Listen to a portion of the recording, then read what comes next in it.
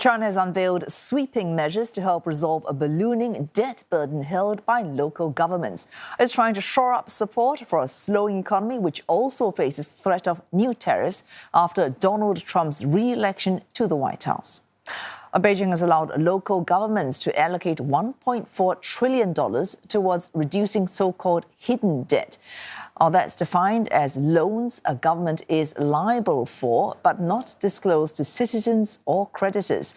The debt ceiling for local governments will be raised by about $840 billion. That's for a debt swap plan that will be spread over 3 years. Local governments will also be allowed to tap on about $560 billion in a new special local bond quota over 5 years. State media has described the move as China's most powerful debt reduction measure in recent years. And more, CNA's Olivia Siong joins us live from Beijing. Of course, state media in China, of course, talking up that move. But is this debt swap program in line with expectations?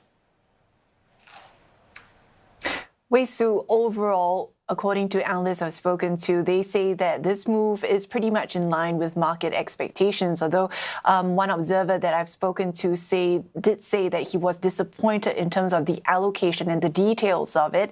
But this policy move had been first announced actually last month in a high-profile press conference held by the finance minister, Lan Fo-an. Disappointment then when he did not provide details on the scale of this debt swap. And back then he had said that the necessary legal procedures would need that they had to complete those procedures first before more details could be reviewed. And here we are today hearing those details. And today, at the end of this week-long legislative meeting by China's top legislature, the finance minister was asked at a press conference I attended what were the considerations for this policy move. And this is what he had to say.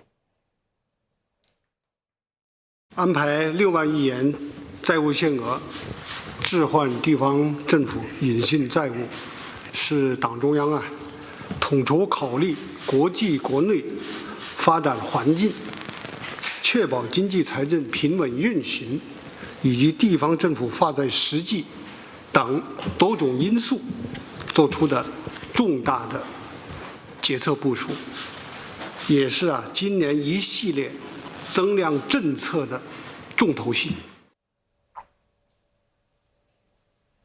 Now, the finance minister also said that these moves would help to defuse what he called debt bombs, which have long been seen as a risk for China's economy. He also said that the estimate was that at the end of last year, local government debt had stood at 14.3 trillion yuan or $2 trillion US.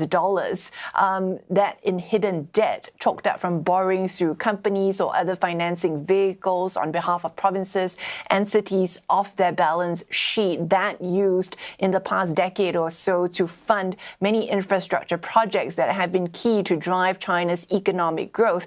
But the finance minister said that there have been challenges since the start of this year too, pointing to changes in the external environment, weak domestic demand, tax revenue falling short of expectations, and a drop in land transfer revenue, as we do know that there has been this slump in the real estate sector, all that making it difficult for local governments to resolve their hidden debt. Wei Su. Of course, Olivia, across the country, not just for local governments, GDP second quarter, third quarter falling short of the policy goal, the policy target goal of 5%. To what extent will the moves that we have seen today help China achieve its growth target for this year? Wei Su, this is part of a flurry of stimulus measures that the Chinese government has announced since the end of September.